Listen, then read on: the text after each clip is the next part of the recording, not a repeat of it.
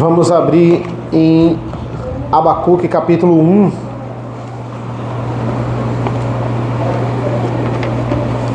Abacuque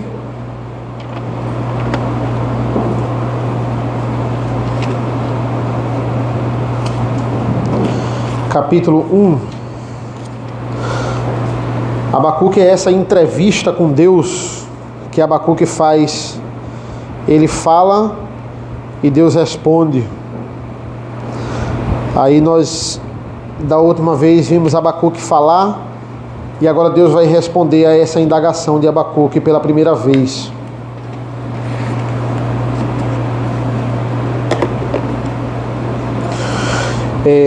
Abacuque 1, vamos ler dos versículos de 1 a 4, que foi o que a gente viu na semana passada, mas eu tenho ainda algumas coisas para a gente ver. Abacuque de 1 a 4, pode ser numa leitura alternada, tá? Leiamos.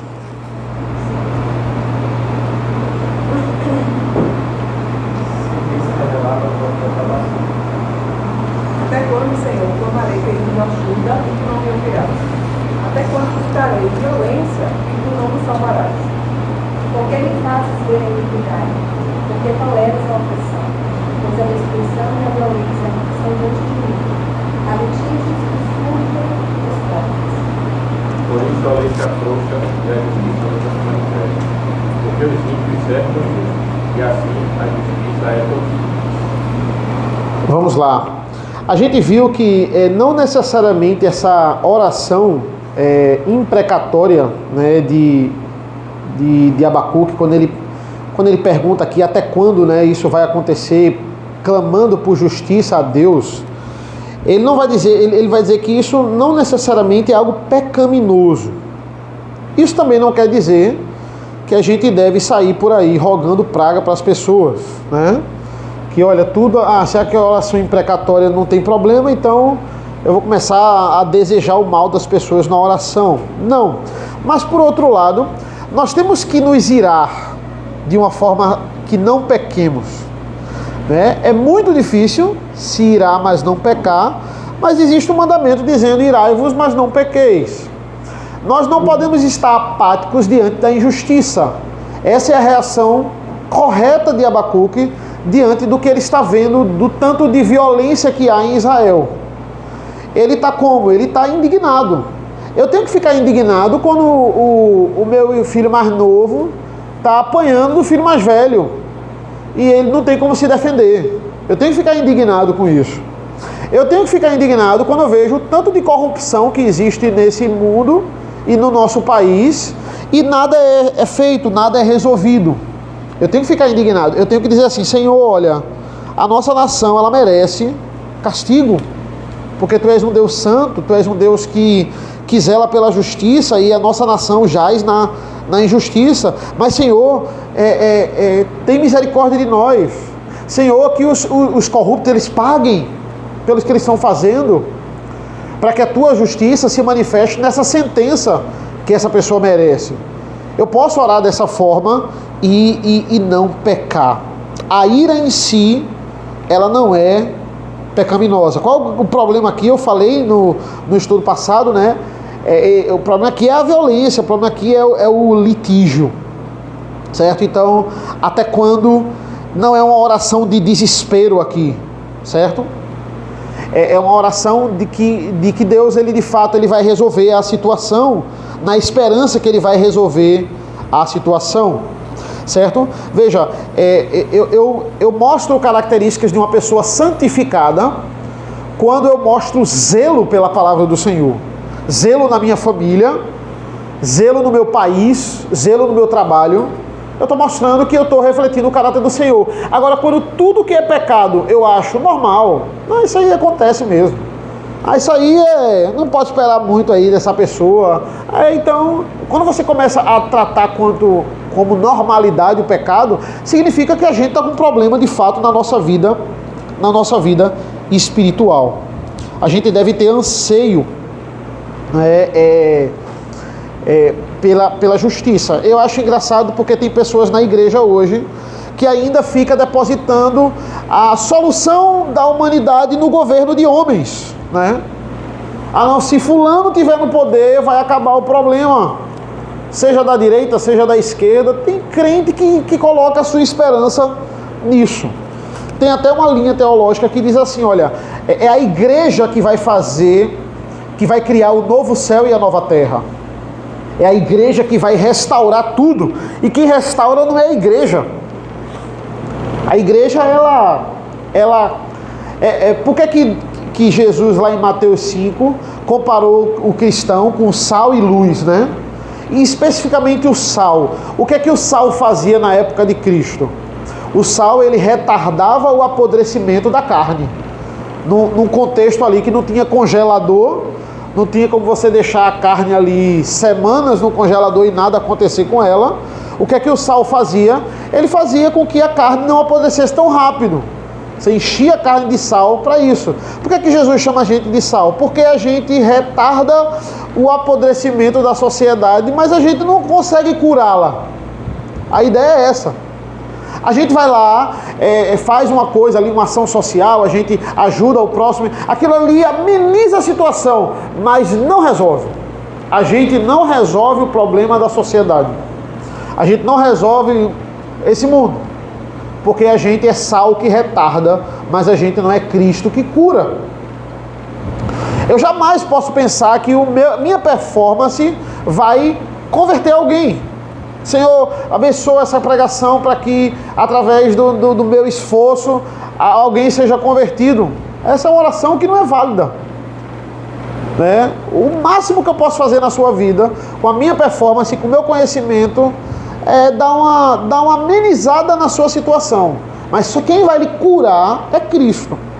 Por isso que o centro do culto tem que ser a palavra. Porque é a única coisa que alimenta de fato. Entende? É isso. O que eu posso fazer é forrar o seu estômago. Mas o que vai lhe alimentar é de fato a palavra de Deus. Então, só para a gente deixar claro aqui, Abacuque ele está certo na sua primeira reação em pedir a Deus, em clamar a Deus, Senhor, até quando isso vai continuar assim? Oi, pode falar. Você falou que essa aqui é a oração dele, uma oração precatória? Isso, esse até quando é?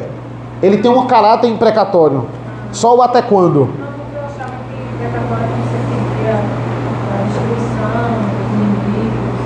Isso, porque quando ele diz até quando, ele sabe que Deus vai combater essa injúria e essa injustiça com punição. Aí ele diz assim, poxa, que essa punição venha logo para que o remanescente ele melhore, porque toda a sociedade está corrompida, né? Então ele quer uma resposta de Deus. Ele não é um profeta que ele está pedindo assim, Senhor, seja 100% misericordioso com esse povo. Ele diz, não, esse povo sabe, ele merece essa punição. Mas que venha logo para que isso seja resolvido. E eu volte a viver os dias de glória aqui na época de Ezequias, né? Na época de reis que eram fiéis ao Senhor. Só que veja, é interessante essa indagação, Raquel. Ele não tem noção da resposta de Deus. A resposta de Deus é muito pior do que ele imaginava. Esse é o bom desse diálogo. Deus vai dizer assim, olha, você não tem noção do que eu vou fazer. A resposta de Deus é muito mais severa do que aquilo que ele estava esperando. Era imprecatório, mas ele não pensava que era tão imprecatório assim. E a gente vai ver isso ao longo da carta. Certo? Quem soluciona a nossa sociedade é Deus. Esse é o ponto. Eu converso com professores, principalmente na aula de história, que eles acham que, olha, a solução da humanidade é um sistema de governo, cara. Eles acham que é um sistema de governo tal, é uma pessoa tal, que vai trazer paz para a humanidade. Que é isso, a gente não está em filme de super-herói, não. Isso aí é uma utopia, certo? A gente deve entender que esse até quando aqui de Abacuque, ele é imprecatório mesmo, mas ele é um imprecatório justo, ele é um imprecatório fiel. O profeta não começou errado. E aí a gente vai para a resposta de Deus, primeira resposta de Deus, versículos 5 a 11, que é quando termina essa segunda parte aqui, essa segunda perícope do capítulo 1. E a gente vai até esse versículo 11. Vamos ler de forma alternada os versículos 5 a 11, por favor. Benditas nações, olhai, maravilhai-vos, desvanecei, porque realizem vossos dias, ó meu tal, vós não quereis, quando vos for contado. Pois estes suceitos caldeus transformaram do homem, matam pela largura da terra, para apoderar-se de moradas que não são suas. Eles são valorosos e terríveis, fazem seus protetores e criminosos. Os seus cavalos são mais poderosos que os leopardos, mais ferozes que os outros cavaleiros. Os seus cavaleiros se espalham por toda parte. Sim, os seus cavaleiros chegam de longe, para liberar. Eles todos vêm para fazer violência, estão determinados a seguir o verde. Reúnem os cativos como se ajunta a parede. São contidos, e de todas as fortalezas, porque a culpa da terra as conquista. Então passam como passa o vento e seguem adiante. Tornam-se culpados desde a própria. Amém. Primeira coisa, versículo 5, ele diz assim, olha como ele diz assim: vejam, fiquem maravilhados, admirados, olhem. Ele tá dizendo assim, ele está marcando o texto, né? Várias vezes. Olhe, veja, fique admirado, fiquem maravilhados, né? Preste atenção nessa minha resposta a Abacuque, certo? Qual é a solução de Deus para a violência? Violência. A nação está muito violenta. O que é que Deus ia fazer? Levar mais violência. Essa é a resposta de Deus. Porque no tempo de vocês eu realizo obra tal que vocês não vão acreditar se alguém contar para vocês. Versículo 7. Quem eu estou mandando para vocês são pavorosos e terríveis, e eles fazem a sua própria lei e impõem a sua dignidade. Veja, vocês não estão aí na sua ideia da sua própria lei. Eu vou devolver a vocês com uma nação que faz a própria lei também. São eles que decidem o que é certo e o que é errado. Não tem negócio de direitos humanos com eles, não. Direitos humanos, proteção da humanidade. Eu tenho os meus direitos, não toque em mim. Não tem isso com eles, não. Eles são os caldeus, né? Veja, Deus não tinha dito isso. Deus não tinha dito só a Abacuque que ele ia enviar os caldeus, né? Ele já tinha dito isso a Jeremias. Ele já tinha dito isso a Ezequiel, a Isaías. A gente leu todos esses livros na leitura continuada. Quantas vezes Deus disse que vai mandar os caldeus? Essas mesmas coisas aqui, povos terríveis, os assírios vão para o reino do norte. Qual é a diferença de Jeremias, Ezequiel e Isaías para o livro de Abacuque? É porque toda vez que Deus fala para os profetas maiores sobre a punição, ele dá uma condicional. Ele diz assim: olha, se vocês, eu estou dizendo a vocês, não vão para o Egito, não faça aliança com fulano. Se vocês fizerem, eu vou mandar os assírios e eles vão acabar com vocês. Se vocês saírem do meu caminho, se vocês continuarem na idolatria, todos tinham uma condicional. Depois ele dizia: vocês não vão obedecer e eu vou fazer do mesmo jeito. Aqui não tem condicional.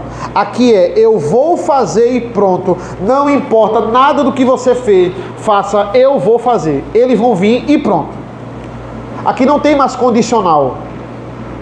Abacuque estava esperando olha, se eles se arrependerem eu ainda vou. Não tem mais, acabou. Eu vou mandar e pronto.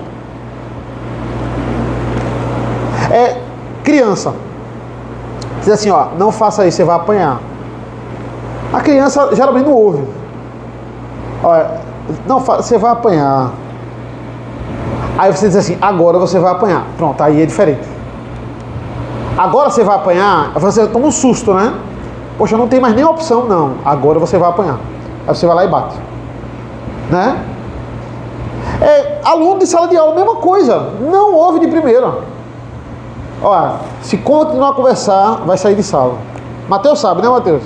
Tem um cartão amarelo, Igor sabe, né? Cartão amarelo, cartão vermelho. Antes do cartão amarelo, que já é o segundo aviso, eu aviso, eu digo, ó, vai levar cartão. Não ouve. Aí leva o cartão. Aí tem gente que leva cartão e para. Tem gente que não ouve. Aí digo, vai sair. Pronto. Aí vai sair, parece que eu falei a primeira vez.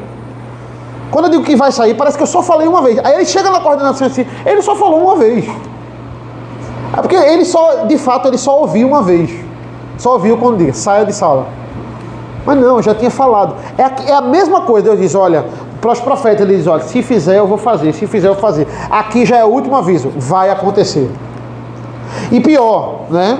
Vai acontecer no tempo de vocês. Quando vocês ainda estão vivos, vai acontecer essa época. Porque é diferente. Um médico chega para mim e diz assim, olha, se você continuar comendo assim, quando você tiver 60 anos, você vai morrer. É diferente. 60 anos, eu tenho 33. Né? Tem tempo para me cuidar. 60 anos é tempo. Diferente do médico dizer assim, ó, você está com câncer e você não passa dessa semana. É diferente. Agora, isso aqui vai lhe matar agora. Isso não é de se você não se cuidar, vai lhe matar. Não, vai lhe matar. Não tem como escapar.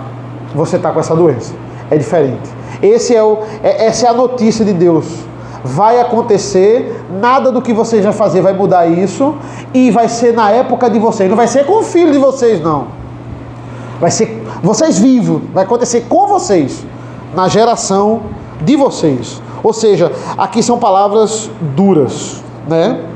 Agora eu faço essa pergunta para vocês. Qual é a época de Abacuque? A gente está em que época aqui de Israel? Alguém lembra? Tem alguma ideia?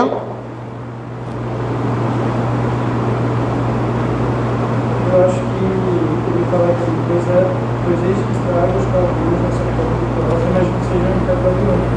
Então, estamos aqui antes ou depois do cativeiro? Obviamente, antes, né? A gente está antes do cativeiro babilônico, dos 70 anos. Então, aqui eu tenho a mesma época de Isaías, de Jeremias, são meio que conterrâneos aqui, certo? Mas veja, Deus já tinha punido aqui o reino do norte. Ele já tinha mandado os assírios para devastar o reino do norte. Só restava Judá. Aí veja, eu estou vendo todos esses exemplos. Deus, o povo murmurou tanto no deserto, lá com Moisés. Deus mandou a punição. O povo fez um bezerro de ouro. A gente está vendo no grupo familiar. Deus mandou a punição. Derreteu o bezerro de ouro. Vai beber da água. Aquela geração, ninguém entrou na terra prometida. Não entrou. Punição. O reino de cima já foi devastado pelos assírios. Por que o povo de Judá continua na violência? Continua. Veja, tantos sinais aqui. E Deus dizendo, agora não tem jeito, vou punir vocês. Já falou tanto, sejam obedientes. Por que depois de tanto exemplo desse, o povo ainda continuava? E aí eu queria falar com você isso de manhã. Existem várias razões por isso. A principal é essa. Existia uma falsa teologia de que Deus jamais destruiria Jerusalém. Existia essa teologia pairando na época. Que tudo podia cair, mas Deus não ia ter coragem de destruir Jerusalém, de deixar o inimigo invadir Jerusalém. Então, se eu estou em Jerusalém, eu estou seguro.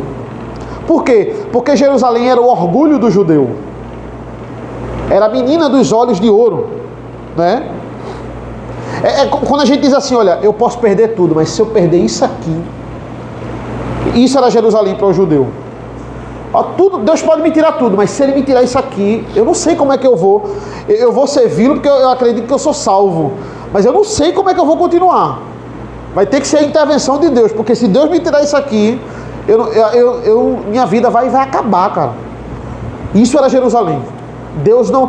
E a falsa teologia, olha, Deus não vai tocar em Jerusalém.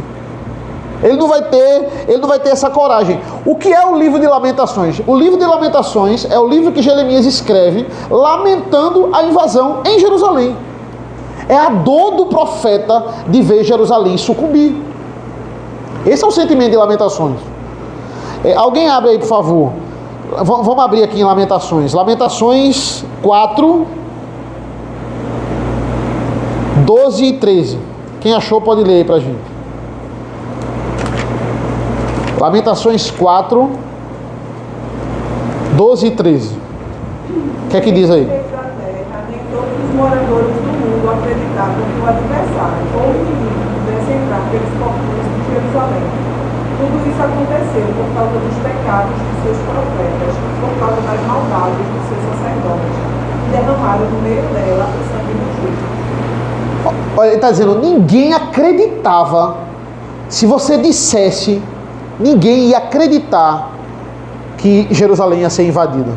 Essa é a grande lamentação de Jeremias. Aí voltando para Abacuque, né? Abacuque 5 diz assim: porque no tempo de vocês eu realizo obra tal que vocês não acreditarão se alguém lhe contar. No dia de vocês eu vou fazer uma coisa que se alguém lhe contar você não vai acreditar. Ninguém fica apavorado quando diz assim, ó, pode acontecer daqui a 50 anos. Pode acontecer, se você não se cuidar. Agora, vai acontecer no seu tempo. Aí é totalmente diferente. Por quê? Porque existe uma coisa, até para nós cristãos, sobre consciência cauterizada. Você peca uma vez, aquilo ali lhe incomoda. Você não para com aquela prática, você continua. Aí você peca uma segunda, aquilo ali lhe incomoda. E uma terceira, daqui a pouco você não está mais incomodado com esse pecado. Você não está. Por que a gente pergunta assim, rapaz, por que ele se envolveu nesse acidente? Ele não sabe que se beber e dirigir, bebida e direção não combina. Veja, a consciência dele está cauterizada. O que é isso? A natureza pecaminosa dele convenceu ele ao ponto que ele diz assim, olha, todo mundo bate o carro quando bebe, mas você é muito experiente no volante. Você não vai bater. Ele se convenceu disso. Quando bate, o susto. Quando acontece, veja, você vai naquela prática, como qualquer vício, você vai esquecendo, a sua mente vai cauterizando, você vai esquecendo das consequências daquilo ali. Quando a consequência vem, aquilo lhe pega e você percebe assim, poxa, como eu não previ isso, né? Porque a sua consciência vai dizendo, com você não vai acontecer, com você vai ser diferente, você vai controlar a situação. O pecado vai convencendo você disso. É porque as pessoas não são tão espertas como você. É porque as pessoas não são tão ligadas. Você fica bêbado, mas você não fica inconsciente. Então, beba mais. Aquilo ali vai cauterizando. E isso pode acontecer com a gente também. Por isso que a oração lá no Salmo é: sonda-me, Senhor. Olha, fica vendo o que é que eu estou errando e fica me lembrando. Para que eu não esqueça de forma nenhuma. Versículo 6 aqui, ele vai dizer: pois eis que trago os caldeus, nação cruel e impetuosa, que marcham pela largura da terra, para apoderar-se de moradas que não são suas. Olha, ele está dizendo, olha, eu vou mandar um castigo na geração de vocês. Esse castigo vai ser extremamente violento. Versículo 11, né? Ele diz assim: então passam como passa o vento e seguem adiante, tornam-se culpados esses cujos Deus é a própria força. Esses são os caldeus. O Deus deles é a própria força. Ele está dizendo assim, olha, você diz assim, poxa, eu sei, Deus vai mandar a punição, mas pelo menos não manda os caldeus, porque eles são terríveis. Aí Deus diz assim, são os caldeus que eu vou mandar. Não, os caldeus são os piores. Que não sejam os caldeus, que sejam os egípcios, que sejam até os assírios que estão no Reino do Norte, menos os caldeus. Aí Deus diz assim, adivinha, são os caldeus que eu vou mandar. A justiça deles é a própria lei deles. Eles pecam e se alegram. Você não tem raiva daquela pessoa que peca e se alegra e se dá bem? Você vê na televisão, ela é uma pessoa injusta, ela é uma pessoa errada, e ela está pecando, e ela está praticando um crime, e ela está impune desse crime. Você tem raiva dela, você tem raiva da situação. Aí Deus está dizendo, está vendo essa pessoa? Ela que vai lhe julgar e lhe condenar. Deus está dizendo isso. Essa é a palavra de Deus. Essa pessoa que você odeia, que escapa da justiça, ela vai lhe julgar, e ela vai apontar o seu erro, e de fato você vai estar errado. Ela que faz tudo de errado, ela vai apontar, e ela vai estar certa quando lhe julgar. Ela vai lhe julgar certo. é essa pessoa que você mais odeia, que você menos espera, é essa pessoa que eu vou levantar para lhe julgar. Essa é a palavra aqui, né? Mas entenda, e isso deve ficar bem claro, nada disso é a justiça de Deus. Tudo isso aqui é a disciplina de Deus. Deus não está executando a sua justiça para Israel. Deus está executando a sua disciplina. E a gente precisa diferenciar. Por quê? Porque justiça é quando eu pago pelo meu pecado. E eu não pago pelo meu pecado. Cristo já pagou pelo meu pecado. Para que serve a disciplina? Para que eu melhore. Você vai receber a sentença de um crime porque você cometeu esse crime e agora você vai pagar. Pronto, você está pagando pelo crime. Isso é justiça. Você está pagando uma sentença pelo crime que você cometeu. Eu não pago por nada que eu fiz. Veja que maravilha é o Evangelho. Ai de nós se Deus executasse a sua justiça em nós. Tudo isso aqui não é terrível? Isso aqui é disciplina. Isso não é justiça. O ímpio, ele vai usufruir, não, que isso não é usufruir. Ele vai descer a justiça de Deus sobre ele. Ele vai pagar pelos seus atos. O crente não paga pelos seus atos. Porque Cristo já pagou. Se eu pago algumas coisas e Cristo pagou algumas coisas, a obra de Cristo não é completa. O Evangelho não é completo. Então tudo isso é disciplina. Para que serve a disciplina? Para que eu volte para o caminho certo. É para isso que serve a disciplina. É para que os outros olhem e temam. Por isso que eu tenho que executar a disciplina. Mas não é para que eu pague pelo erro. Porque o cristão não paga pelo erro. Tudo que Deus está falando aqui é: experimente a minha disciplina.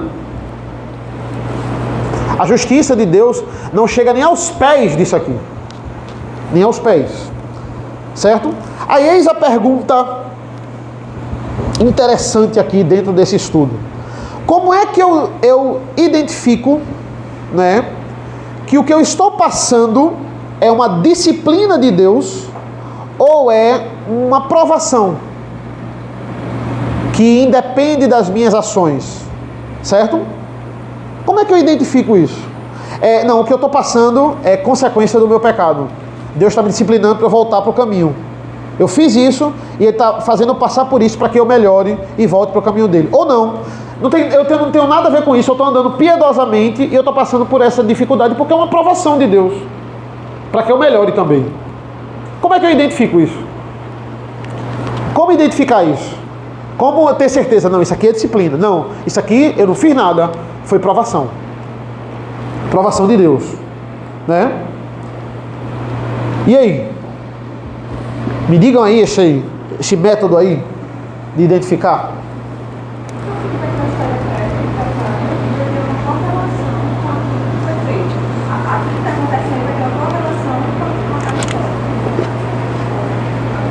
Poxa, eu disse isso e agora está acontecendo a mesma coisa comigo. Isso é uma disciplina. Será que é assim?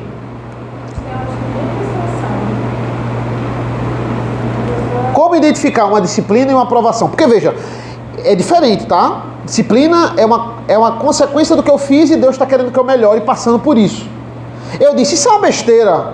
Fulano está de corpo mole. Aí eu passo pela mesma coisa de fulano para Deus mostrar que aquilo não era uma besteira. E eu disse, caramba, agora eu me coloquei no lugar de fulano. Talvez isso seja uma disciplina, não estou dizendo. Agora tem hora que eu estou certinho, cara, piedosamente. Veio uma coisa totalmente externa, né? E me acalentou. E pronto. Eu certinho. No ano que eu mais estou servindo a igreja, eu descubro que eu tenho um câncer. Isso aí talvez não seja uma disciplina, seja uma aprovação. Como identificar?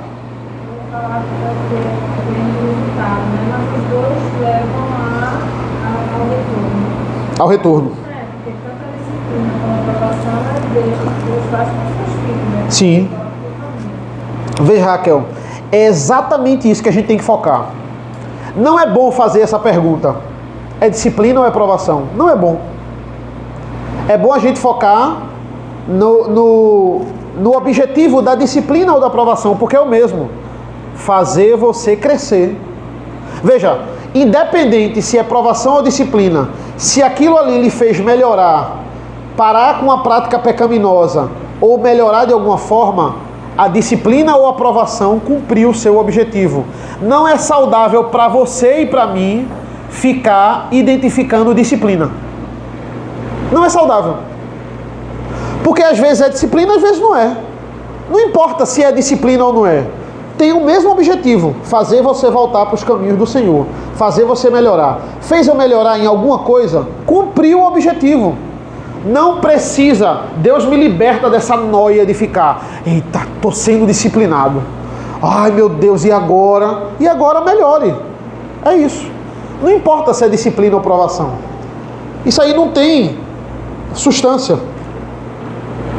O ponto está na nossa reação à dificuldade, seja ela disciplina ou provação.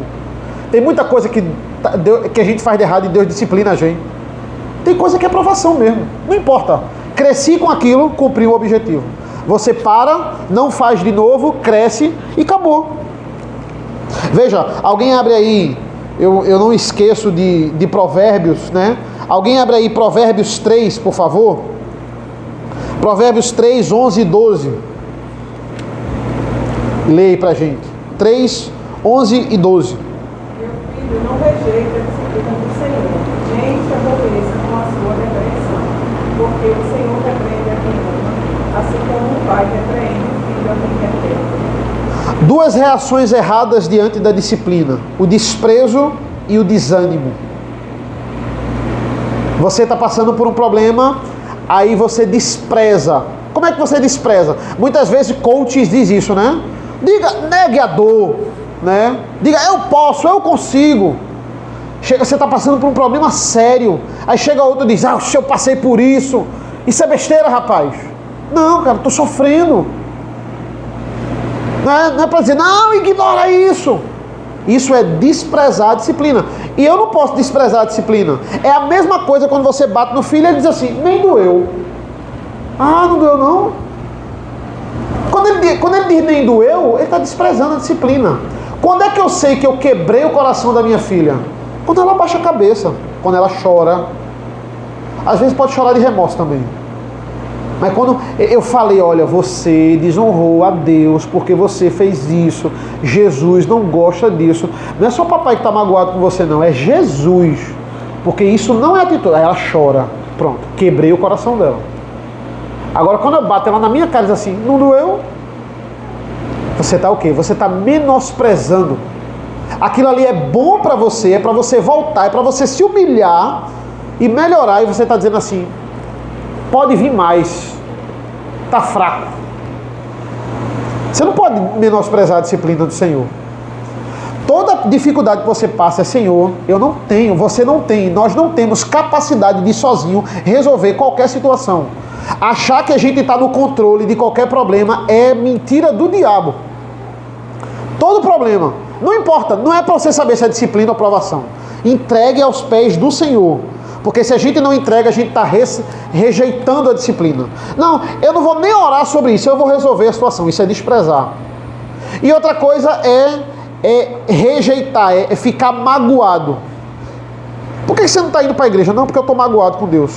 Está acontecendo as coisas na minha vida que não era para acontecer. Né? Não, Deus, poxa, eu sou uma pessoa tão boa, né? Por que é que eu estou passando por isso? Esse é um porquê que não é válido. Isso é um até quando que não é válido. Poxa, não é para estar passando por isso. Eu quero uma coisa tão boa, eu quero, e Deus não está deixando eu cumprir esse objetivo. Eu quero que o meu salário aumente para eu sustentar minha família, e Deus não está fazendo acontecer. Não vou mais para a igreja. Só vou quando Ele me der. É birra com Deus, né? É você ficar com raiva daquele que está providenciando a disciplina ou a aprovação para que você cresça. São duas reações erradas. Mas Deus, ele vai ser, veja, Ele é glorificado, voltando para o nosso texto, né? E aí a gente vai concluir agora. Ele é glorificado naquilo que Ele está fazendo. Ele não nega o que é que está acontecendo. Versículo 6, pois eis que trago os caldeus. quem está levando os caldeus sou eu. Eu levo. Ele não está dizendo assim, olha, por causa disso vai ter uma situação que eu não vou poder ter controle. E aí os caldeus vão invadir vocês. Porque eu estou avisando, rapaz, para vocês não irem por esse caminho, não fazer aliança com eles. Eu não vou conseguir proteger. Não, eu estou levando os caldeus. Sou eu que estou providenciando a pior nação que vocês imaginariam para invadir vocês. E vai invadir. E vai fazer coisa que você... Abacuque contando, vocês não vão acreditar. É isso aí. Olha, veja, é interessante, né? Tem coisas na palavra de Deus que a gente não entende tanto, mas a gente digere muito bem. A gente não entende, não tem como. Pode ser o doutorado aí em Trindade, não entende 100% Trindade. A gente não entende 100% Trindade. É uma coisa que a gente não pode negar, está na palavra de Deus, é uma evidência bíblica. Mas Deus é o Pai, é o Filho, é o Pai, o Filho e o Espírito Santo ao mesmo tempo, e quem morreu foi o Pai, o Filho e o Espírito Santo. Mas a gente aceita, isso engole, a gente engole isso muito bem. A natureza de Jesus, ele é 100% homem e 100% Deus. As duas naturezas coabitando no mesmo espaço. Não tem tanta compreensão, mas a gente aceita. Agora, a soberania de Deus, a gente nem entende tão bem e a gente nem engole tão bem. Soberania de Deus é algo difícil. Veja, Abacuque não vai engolir bem. Ele vai dizer, Deus, eu pedi justiça, mas também, calma. Ele vai ficar, quando a gente voltar agora, né, no próximo estudo, é a resposta de Abacuque diante dessa primeira resposta de Deus. É um diálogo, é uma entrevista. Agora Abacuque vai falar de novo. E Abacuque vai ficar perplexo, né? Se você ler Abacuque todo, você vai ver, olha, ele está dizendo aqui, eu levantei os caldeus, e depois eu vou destruir os caldeus. Eu levantei os caldeus para ir contra vocês, e depois eu vou arrasar os caldeus. Parece Deus brincando de boneco, né? A soberania de Deus é isso. Parece que ele está brincando, cara, de boneco. Como é que ele levanta isso só para isso, depois ele mesmo vai destruir? Como assim Deus querer ser glorificado na punição? Por que é que ele não faz diferente? E é isso, soberania de Deus, é o grande ponto de Abacuque. Como entender a soberania de Deus, como tentar estudar a soberania de Deus, é isso que a gente vai ver nos próximos estudos. Só recapitulando, então, não importa se é provação ou se é disciplina, não importa a gente saber isso, o que importa é que a gente cresça com isso, né? Para que você ter a certeza que aquilo ali é uma disciplina? Você só vai ficar triste, naquela noia, dizer, poxa, eu devia ter feito diferente. Você já fez. A disciplina veio, ou a aprovação veio, independente do que você fez. Cresça com isso. Use isso para o Evangelho. Use isso para a glória de Deus. O que importa é sempre daqui para frente, né? Use isso para melhorar. Amém, irmãos? Eu creio que esse livro é bastante profundo para falar para a gente. Alguém tem algum comentário? Um ponto aí para me corrigir, talvez, né? Ah, você está errado, né? Ok, então vamos orar. E à noite voltamos para Provérbios, se Deus assim permitir. Senhor nosso Deus, nosso Pai, nós te agradecemos pela leitura, pela meditação da Tua Palavra. Nos abençoa, Senhor, para que cada vez mais o Teu Evangelho ele penetre na nossa mente e no nosso coração. Que nós possamos crescer, Senhor, com a Tua aprovação ou com a Tua disciplina, não importa. Se ela vem para as nossas vidas, é para que a gente cresça, porque o Senhor não deposita a Tua justiça em nossas vidas, a Tua ira em formato de justiça em nossas vidas, porque Cristo pagou por cada um dos nossos atos pecaminosos na cruz do Calvário, e a obra do Filho é eficaz, única e completa. É isso que nós acreditamos e é isso que nós pregamos. Nos abençoa neste dia, em nome do Teu Filho amado Jesus. Amém. Amém. Deus abençoe.